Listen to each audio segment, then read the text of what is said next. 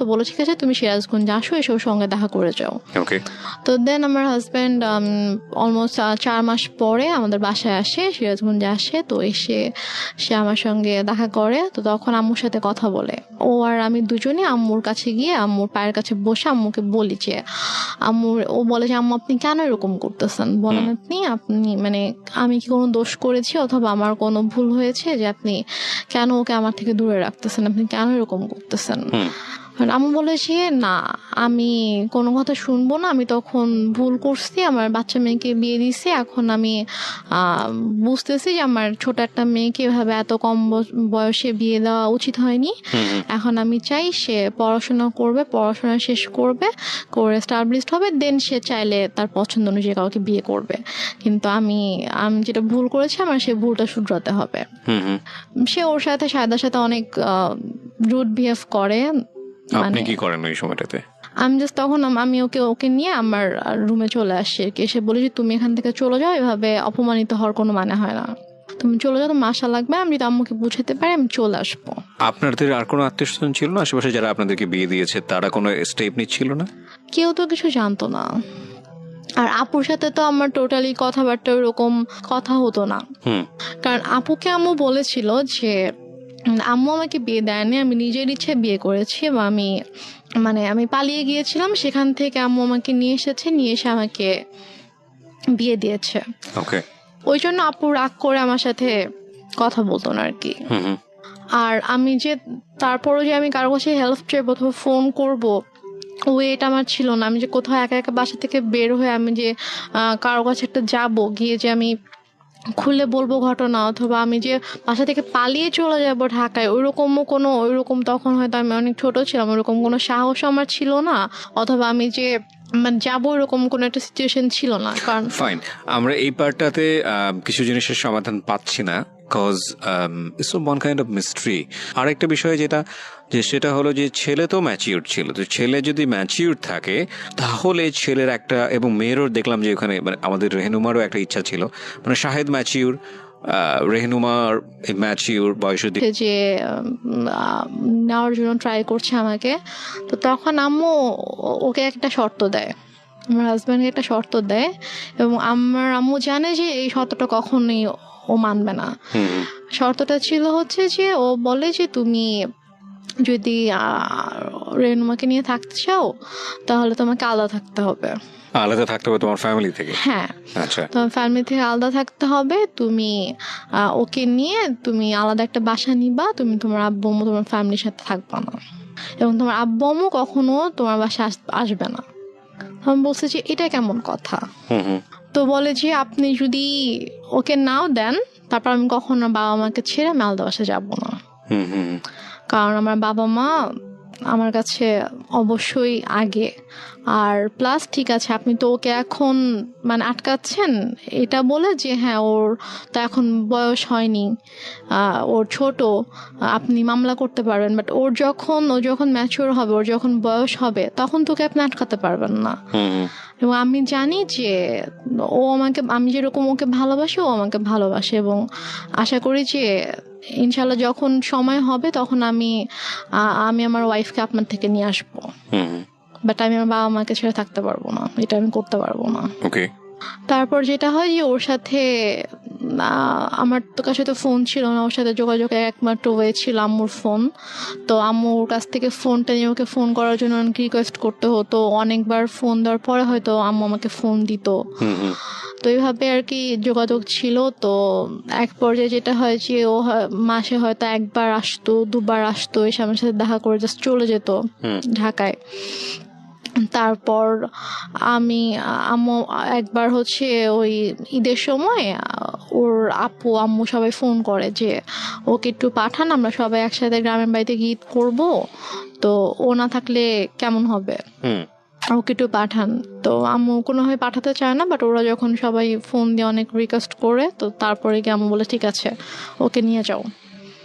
তো তারপর আমি যাই, তো ওদের সাথে একটা ঈদ করেছিলাম, তো ঈদ করে ঈদের 2 দিন পরে আর কি আমি আবার চলে আসি।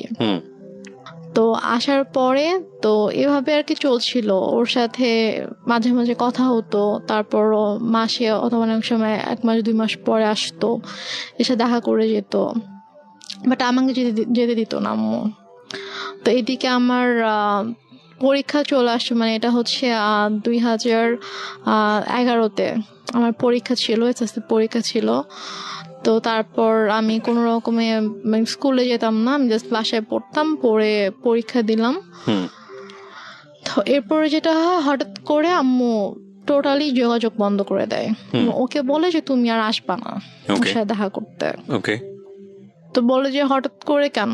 বলছে যে আসবা না, তুমি আর এসো না, আসলে তুমি যদি আসো এখানে অনেক বড় সিন ক্রিয়েট হবে, আমি পুলিশ ডাকবো, তুমি আসবা না। এটা আপনার মা বলে? হ্যাঁ, এটা আমার মা শাহেদকে বলে।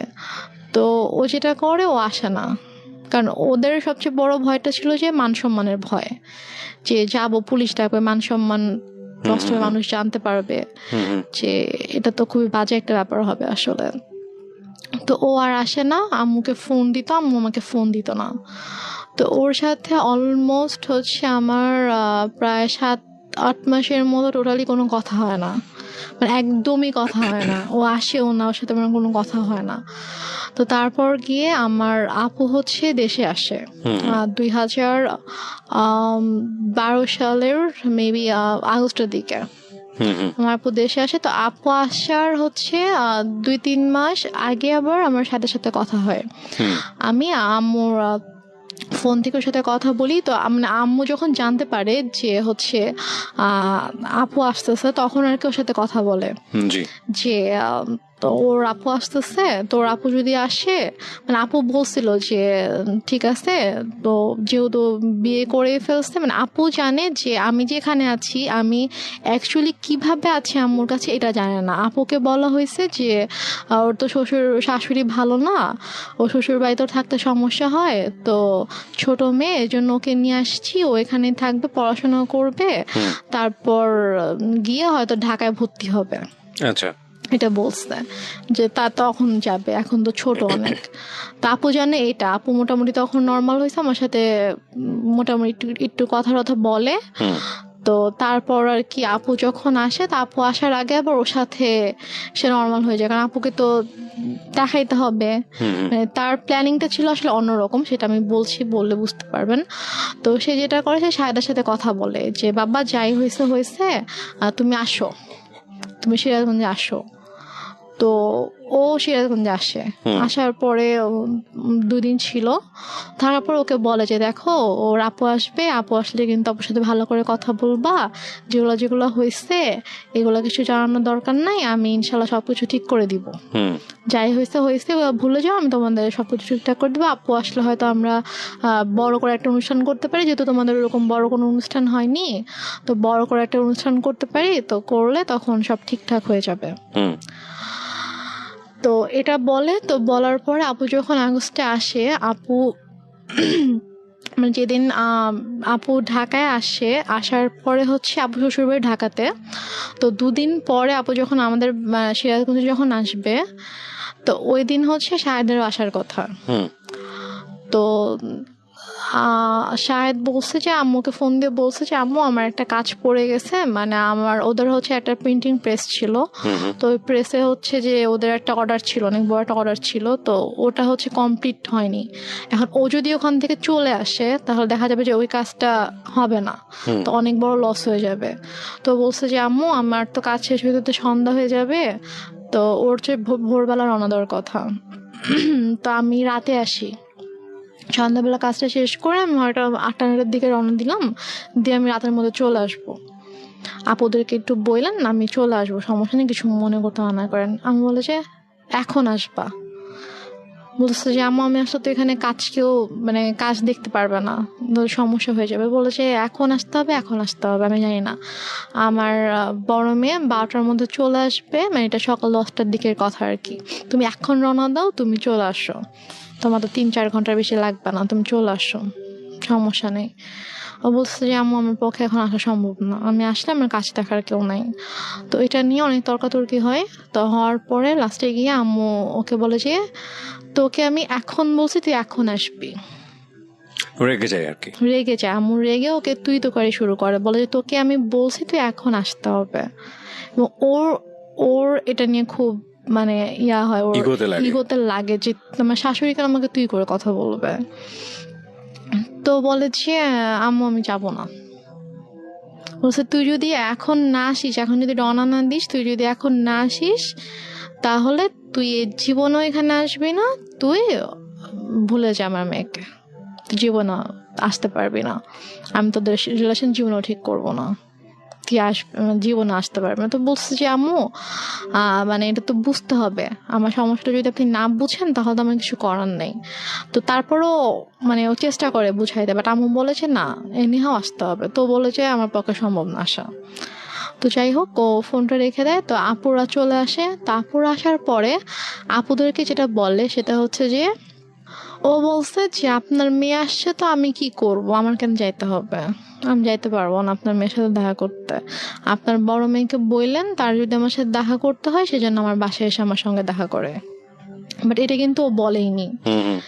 তারপরে গিয়ে বলে যে আপু আপু তো এটা শুনে খুব হার্ট হয় যে কেন এটা বলবে, ও আমাদের ছোট, ওকে আমরা নিজেরা ডাকলাম যে হ্যাঁ আম্মু ওকে আসতে বললো, আমরা ওর সাথে দেখা হয়নি, ওর সাথে দেখা করব, তো ওর ফ্যামিলির সাথেও দেখা করব, তো ও কেন এভাবে রিয়াক্ট করছে। তো তারপরে গিয়ে বলে যে হ্যাঁ তোমাকে তো বলছিলামই ছেলে ভালো না, ছেলের মা ভালো না, ছেলে এরকমই, দেখছো কিরকম বেয়াদব। মানে আম্মু এটা করছে হচ্ছে সম্পূর্ণ ইচ্ছাকৃতভাবে। ফার্স্টে ওকে ঠিকঠাক করছে, ওর সাথে সম্পর্কটা ঠিক করছে, ঠিক করে ও আসছে। তারপর যেদিন আসবে, কারণ আসলে আপুর সাথে দেখা হলে তো সবকিছু নর্মাল হয়ে যেত, এবং হয়তো আপুর সাথে সম্পর্কটা যদি নর্মাল হয়ে যেত তখন যদি আমি শ্বশুরবাড়িতে চলে যেতাম তখন হয়তো আপুকে ডিটেল ঘটনাটা বলতে পারতাম যে আসলে ব্যাপারগুলো কিন্তু এতদিন এভাবে ঘটেছে। আম্মু আসলে এটা চাইনি যে আমাদের সম্পর্কটা স্বাভাবিক হোক এবং আপুর সাথে ওর সম্পর্কটা স্বাভাবিক হোক। তো ইচ্ছাকৃতভাবে আম্মু এরকম সিনক্রেটটা করেছে। তো আপু ভাইয়া তো অনেক রেগে গেল। রেগে যাওয়ার পরে বলতেছে যে ঠিক আছে বাদ দেন, এই ছেলের সাথে আসলে দরকার নেই, সংসারের দরকার নেই, ওকে ইয়া করেন, ডিভোর্স পেপার পাঠায় দেন। বাট আপনি তখন কি বলছিলেন? আমি তখন বলছি যে আমি তো ডিভোর্স দিব না। আমাকে ভাইয়া জিজ্ঞেস করছে যে তুমি কি বলো, আমি বলছি আমি ডিভোর্স দিব না, কি করবা, আমি বলছি আমি ওখানে যাবো, আমি ওদের বাসায় যাবো। তো বলছে যে আম্মু তখন বলছে যে দেখছো কিরকম নির্লজ্জ মেয়ে, এভাবে নিজের বোন ভাই মাকে অপমান করছে ওর জামাই, আর ও এরকম জামাইয়ের সাপোর্ট করে কথা বলছে, এখন ওখানে যেতে চাচ্ছে, কত বড় খারাপ মেয়ে, নির্লজ্জ মেয়ে, এগুলো বলছিল আর কি। তো তারপর গিয়ে ভাইয়া বলে যে তুমি কেন যেতে চাও, যে তোমার ভাই আপুকে অসম্মান করছে। আমি আমি মানে বলতে নিচ্ছিলাম যে ব্যাপারটা কিরকম হয়েছে, বাট আমি আম্মুর ভয় বলতে পারছিলাম না, যে আমি যদি বলতাম যে ঘটনাটা এরকম হয়েছে তখন আম্মু তো এটা নিয়ে অনেক সিনক্রেট করতো। তো দেন আর রাতের বেলা আপু বলছে যে আমি ভাবছি যে রাতের বেলা যখন ঘুমাতে যাবো, আম্মু যখন ঘুমিয়ে যাবে তখন আমি আপুকে গিয়ে বলবো যে আপু ঘটনাগুলো কিন্তু এরকম এরকম হয়েছে, তুমি ওকে ভুল বুঝো না, তুমি ব্যাপারটা প্লিজ সলভ করো, আমি এটা বলতে চেয়েছি। তো তারপর রাতে যখন আপুকে বলেছে আপু আমি তোমার সাথে ঘুমাবো, বলছে আচ্ছা ঠিক আছে। তো আম্মু যেটা বলে যে তোমরা 2 বোন ঘুমাবা, চলো আমরা 3 জন একসাথে ঘুমাই। কারণ আম্মু হয়তো বুঝতে পেরেছে যে আমি যদি আপুকে কিছু বলে দেই, রাইট রাইট, ওকে, তারপর বলে যে আম্মু তোমাদের সাথে ঘুমাবো। পরে আমি বলছি যে না আমি আর আপু ঘুমাবো রুমে, আর খাটে তো 3 জনের জায়গা হবে না। তো আপুর তখন বেবি ছিল 2টা। তো আপুর যে বড় বেবিটা ওর বয়স ছিল 2.5 বছর, তো ওর বাবার সাথে ঘুমাবে আর কি।